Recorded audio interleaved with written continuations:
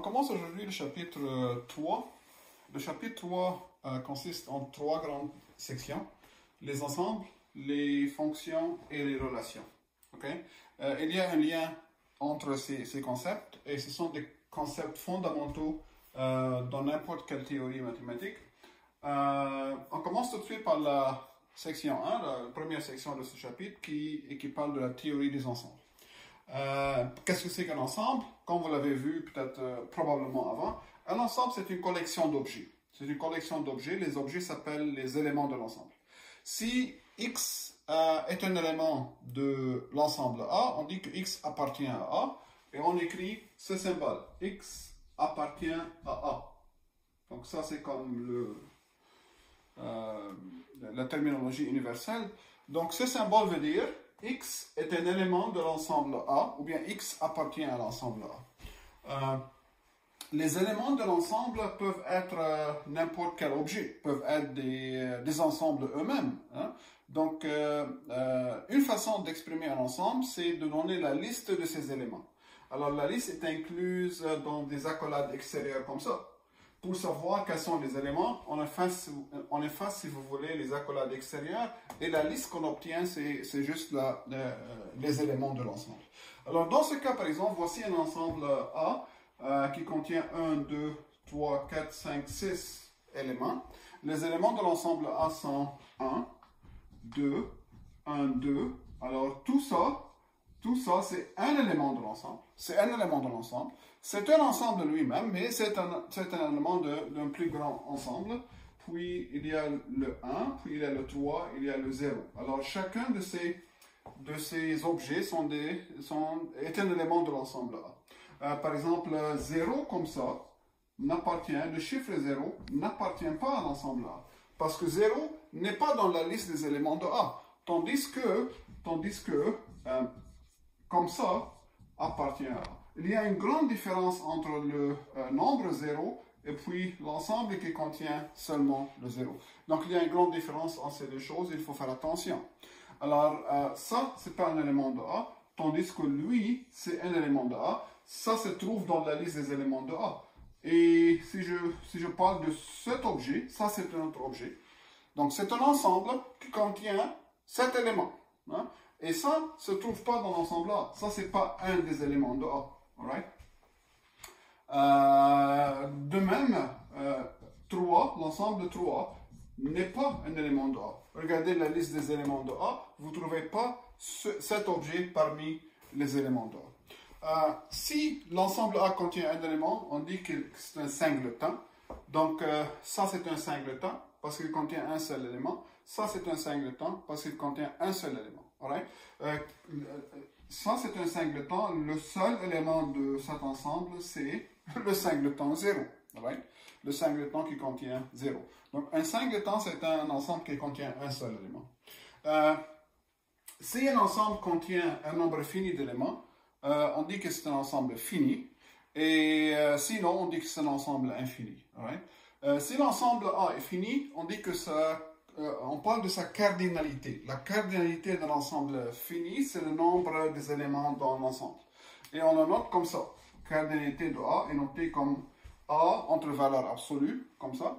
Donc ça veut dire la cardinalité de l'ensemble A, sachant que A est un ensemble fini. Alors dans cet exemple, par exemple, A contient 1, 2, 3, 4, 5, 6 éléments. Donc la cardinalité de A, c'est égal à 6. Donc, la cardinalité d'un ensemble fini, c'est le nombre d'éléments qui se trouvent dans cet ensemble. Il y a d'autres façons de spécifier des ensembles, justement par des conditions. Hein. Trop souvent, on parle de la collection des éléments qui satisfont une certaine propriété. Donc, on écrit P, ou bien P est une propriété, donc on écrit A, l'ensemble des X, tel que Px est vrai. C'est-à-dire l'ensemble de tous les éléments X qui satisfont une certaine propriété. Le point-virgule, ça prononce comme tel que. Parfois, le tel que est écrit comme une ligne verticale comme ça. Donc, on écrit comme ça, ou bien point-virgule, c'est la même chose. Trop souvent, les ensembles sont spécifiés les collections d'objets qui satisfont une certaine propriété. Alors, par exemple, si vous regardez l'ensemble A, alors là, l'ensemble de tous les x dans R, tous les nombres réels, tels que, point virgule, ou bien ligne verticale, x carré moins 3x plus 2 égale à 0. Alright? Donc, regardez cet ensemble, l'ensemble de tous les nombres réels qui satisfont cette équation. Mais là, si on regarde cette équation, c'est une équation de second degré. Il y a deux racines, c'est très facile de trouver les racines. Les racines sont x égale à 1, puis x égale à 2. Donc, la collection des nombres réels qui satisfont cette équation, il y en a deux, justement, 1 et 2. Donc, ça, c'est justement l'ensemble qui contient deux éléments, 1 et 2. Que je l'écris comme ça ou comme ça, c'est la même chose. Tandis que si je prends l'ensemble A, des n appartient à Z, en passant, Z, c'est la collection des entiers relatifs, négatifs ou positifs, tels que n est pair. Donc ça, c'est un ensemble. Ça, c'est un ensemble qui contient tous les entiers pairs. Bien sûr, A ici, c'est un ensemble infini. On ne peut pas juste donner la liste de ces éléments. C'est un ensemble infini, mais on peut le spécifier clairement avec la propriété qui détermine ces éléments. Puis, si je considère ça, l'ensemble A, l'ensemble des x des nombres réels, tels que x carré plus 1 égale à 0. Hein? Donc, quels sont tous les nombres réels qui satisfont x carré plus 1 égale à 0? Il n'y en a pas. Il n'y en a pas. Aucun nombre réel qui satisfait cette équation. On dit que ça, c'est l'ensemble vide. Donc, l'ensemble vide, c'est un ensemble qui contient aucun élément. C'est un ensemble de cardinalité 0. Ça contient aucun élément. Et dans la lecture 9, vous trouvez la preuve qu'il existe un seul, l'ensemble vide est unique. Hein? Il y a un seul ensemble qui ne contient aucun élément. Cet ensemble, on l'appelle l'ensemble vide et on le note avec ce symbole. Donc ça, c'est l'ensemble vide. C'est l'ensemble qui ne contient aucun élément.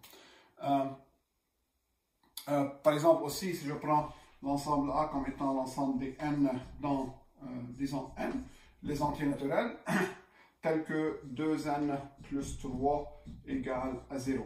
Alors, prenez la collection de tous les entiers naturels, tels que 2n plus 3 donne 0. Cet ensemble est aussi vide. Quels sont les nombres naturels qui satisfont cette équation? Bon, il y a un seul élément qui satisfait cette équation, qui est n égale à moins 3,5. Et n égale à moins 3,5 n'est pas un entier naturel, n'est-ce pas? Donc ça, c'est aussi l'ensemble vide dans ce cas. Il y a d'autres détails théoriques que j'ai mentionnés dans la lecture numéro 9. Donc regardez ces détails, s'il vous plaît. Et puis, on passe à la notion de sous-ensemble. Sous-ensemble. Bien sûr, on dit que l'ensemble A est un sous-ensemble de B.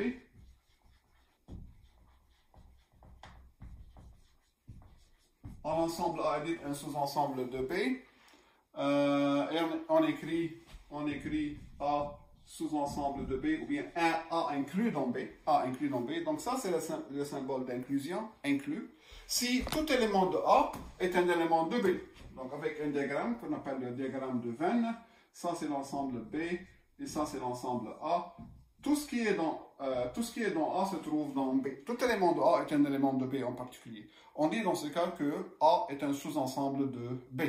Alors, on a ces ensembles, l'ensemble des entiers naturels, 0, 1, 2, ainsi de suite. C'est un sous-ensemble des entiers relatifs. Les entiers relatifs sont moins 3, moins 2, moins 1, 0, 1, 2, 3, ainsi de suite. Donc, N est un sous-ensemble de Z. Z est un sous-ensemble de Q. Q étant quoi? Les nombres rationnels. Tout entier naturel, tout entier relatif est un nombre rationnel en particulier. Et les nombres rationnels est un sous-ensemble des nombres réels. Alright? Donc ça, c'est la notion de sous-ensemble. Bien sûr, si A est un ensemble, il y a deux sous-ensembles automatiques de A, lesquels chaque sous-ensemble contient un ensemble vide, et chaque sous-ensemble contient lui-même comme sous-ensemble. Chaque ensemble contient lui-même comme sous-ensemble. Pourquoi l'ensemble vide est un sous-ensemble de A? Comment je montre que l'ensemble vide est un sous-ensemble de A? Bon, pour montrer l'inclusion de deux sous-ensembles, il faut montrer que tout élément ici est un élément ici.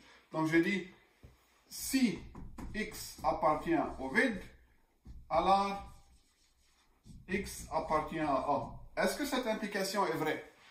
Tout élément dans le vide est un élément de A? La réponse est oui. Pourquoi? Ça, c'est une implication, n'est-ce pas? Ça, c'est X appartient à vide, implique X appartient à A. C'est une implication. Alors, mais X appartient à vide, il n'y a aucun élément dans le vide. X appartient à vide est faux. Et on sait déjà que faux implique n'importe quoi est toujours vrai. Donc, toute cette assertion est vraie. C'est pourquoi l'ensemble vide est un sous-ensemble de n'importe quel ensemble A.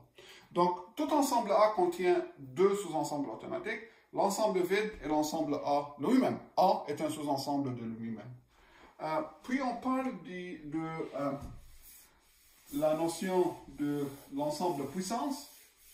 Qu'est-ce que c'est que l'ensemble de puissance de l'ensemble A, noté P de A? Donc, étant donné un ensemble A, c'est quoi P de A? P de A, ça s'appelle l'ensemble puissance de A. Notamment, c'est la famille, c'est la collection de tous les ensembles A qui sont des sous-ensembles de A. Voilà. Donc, l'ensemble puissance de A, c'est la collection de tous les sous-ensembles de l'ensemble A. Hein? Incluant l'ensemble vide, parce que l'ensemble vide est un sous-ensemble d'A. Par exemple, si je vous donne l'ensemble A comme étant, disons, 1, 2, 3, donc un ensemble qui contient 3 éléments, 1, 2, 3, quel est l'ensemble puissance? Quel est l'ensemble puissance d'A? Alors là, dans cet ensemble, il faut spécifier tous les sous-ensembles possibles d'A. En commençant par l'ensemble vide. L'ensemble vide est un sous-ensemble de n'importe quoi. Puis les singletons, c'est-à-dire 1 est un sous-ensemble de A, le singleton 2 est un sous-ensemble de A, le singleton 3 est un sous-ensemble de A. Puis les paires, les sous-ensembles qui contiennent deux éléments, donc 1, 2, puis 1, 3, puis 2, 3. Puis A lui-même, n'est-ce pas? A lui-même, c'est-à-dire 1, 2, 3. Voici l'ensemble de puissance de cet ensemble-là. Combien d'éléments y a-t-il dans cet ensemble de puissance? 1, 2, 3, 4, 5, 6, 7, 8. L'ensemble A contient 3 éléments. L'ensemble puissance de A contient 8 éléments. Remarquez que 8, c'est 2 à la puissance 3. Et dans la lecture, vous voyez un théorème. On a montré ce théorème dans le chapitre sur la preuve par induction. Si A est un ensemble fini de cardinalité n, alors, c'est quoi la cardinalité de l'ensemble de puissance? C'est 2 à la puissance n. Ça, c'est un théorème très connu de maths discrète. Si A est un ensemble qui contient n éléments, alors l'ensemble de puissance de A contient 2 à la puissance n éléments. Autrement dit, une autre façon de formuler ça. Si A contient n éléments, alors il y a 2 à la puissance n sous-ensembles possibles de l'ensemble A. Okay? Donc, ce sont deux façons équivalentes à dire ce théorème. Si A contient un élément, alors l'ensemble de puissance de A contient 2 à la puissance n éléments. Ou bien, si A contient un élément, il y a 2 à la puissance n sous-ensembles possibles de A. Puis, donc ici, une caractéristique de l'ensemble de puissance est la suivante. Que veut dire X est un élément de l'ensemble de puissance? Pensez à ça un peu. Que veut dire que X appartient à l'ensemble de puissance? Qu'est-ce qu'il y a dans l'ensemble de puissance? Dans l'ensemble de puissance, il y a les sous-ensembles d'A.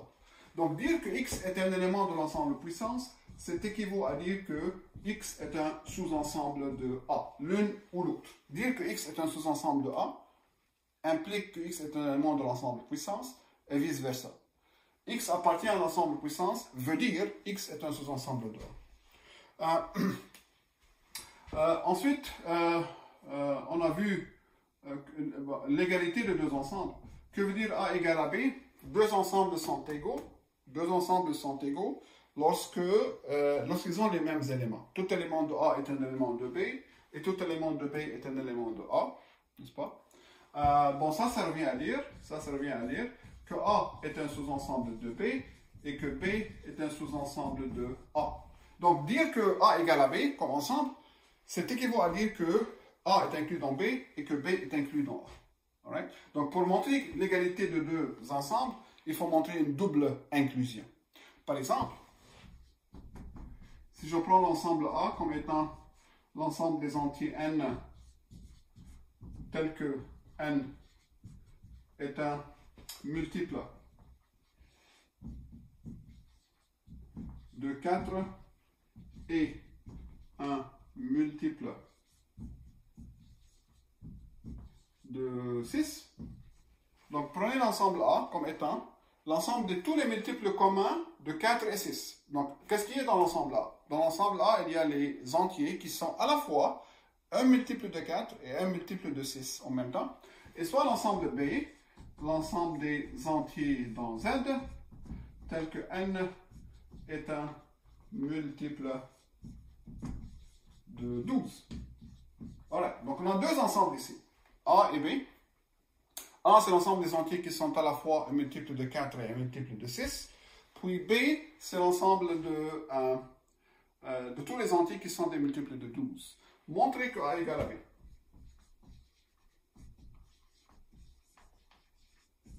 Montrez que ces deux ensembles sont en fait égaux. Alors, pour montrer l'égalité de ces deux ensembles, on montre une double inclusion. Donc, tout d'abord, A inclus dans B. Ensuite, on montre que B est inclus dans A. Comment je montre que A est inclus dans B? Pour montrer l'inclusion de deux ensembles, la stratégie est claire. Je prends un élément arbitraire de A et je montre que cet élément arbitraire est aussi un élément arbitraire, est un élément de B. Donc, la première chose à écrire ici, soit X un élément de A. Je prends un élément arbitraire de A. La fin de mon argument doit dire alors X appartient à B. Donc j'ai pris un élément de A. Je dois montrer que c'est un élément de B. Alors, que veut dire X appartient à A? Par définition, un élément de A, c'est un multiple de 4 et un multiple de 6 en même temps. Donc dire que X est en A, je peux écrire X comme un multiple de 4, donc 4S. Et X égale 6T, où S et T sont des entiers. Je n'ai rien inventé, c'est juste la définition de A. J'ai pris un élément arbitraire de A, c'est-à-dire X est un multiple de 4 et un multiple de 6. Multiple de 4 veut dire 4S, multiple de 6 veut dire 6T, je les écris comme ça. Et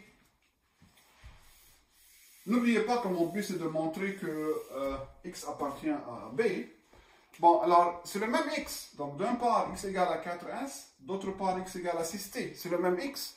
Donc 4S égale 6T, parce qu'on a le même X, X égale à X. Divisé par 2, on obtient que 2S égale 3T. J'ai divisé par 2 de deux côtés.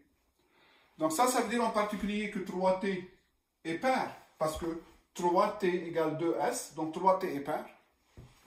Donc ça veut dire 3T est pair.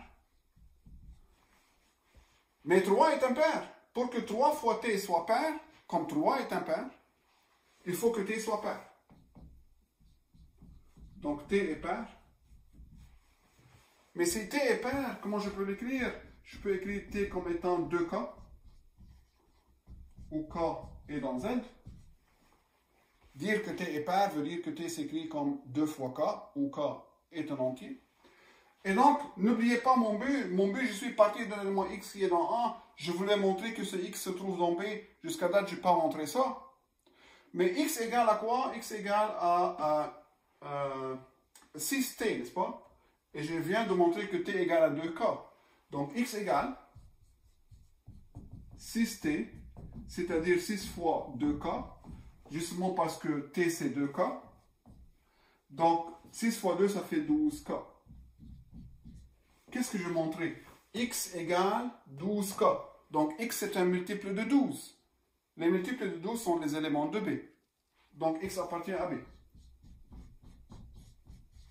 OK. Donc là, je suis parti d'un élément A, d'un élément X qui est dans A. J'ai montré que ce X appartient à B. Donc, A est inclus dans B. Maintenant, je montre l'autre inclusion.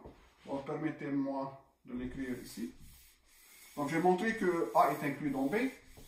Maintenant, je termine en montrant que B est inclus dans A. Maintenant, je montre que B est inclus dans A. L'autre inclusion. Alors, même chose. Pour montrer l'inclusion, je dis soit X un élément de B, arbitraire, il faut montrer que ce X appartient à A. Right? Alors, comment je fais ça? Dire que X appartient à B veut dire que X égale à 12T.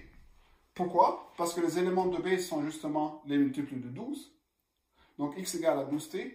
Je dois montrer que X est en même temps un multiple de 4 et un multiple de 6 en même temps. Mais 12T, je peux l'écrire comme 4 fois 3T. 4 fois 3T, c'est 12T. Ceci montre que X égale 4 fois quelque chose, donc X est un multiple de 4. Même chose, le 12T, je peux l'écrire comme 6 fois 2T. 6 fois 2, c'est 12. Donc, d'un part, X égale à 4 fois quelque chose. D'autre part, X égale à 6 fois quelque chose. Donc, X est un multiple de 4 et de 6 en même temps. Quels sont les multiples de 4 et de 6 en même temps? C'est l'ensemble A. Donc, X appartient à A. Right? Donc, tout élément de B est un élément de A. Tout élément de A est un élément de B. Voilà, A égale à l'ensemble B. Ensemble universel, si dans un contexte donné, tous les sous-ensembles sont des sous-ensembles de l'ensemble universel U, de l'ensemble U, on dit que U est un ensemble universel. Donc, un ensemble universel, c'est un ensemble qui contient tous les autres ensembles dans le contexte du problème qu'on travaille. Un ensemble universel, ou bien l'univers, c'est l'ensemble qui contient tous les autres ensembles dans le contexte d'un problème spécifié qu'on travaille avec. Right? Dans la vidéo prochaine, on va faire quelques opérations sur les ensembles.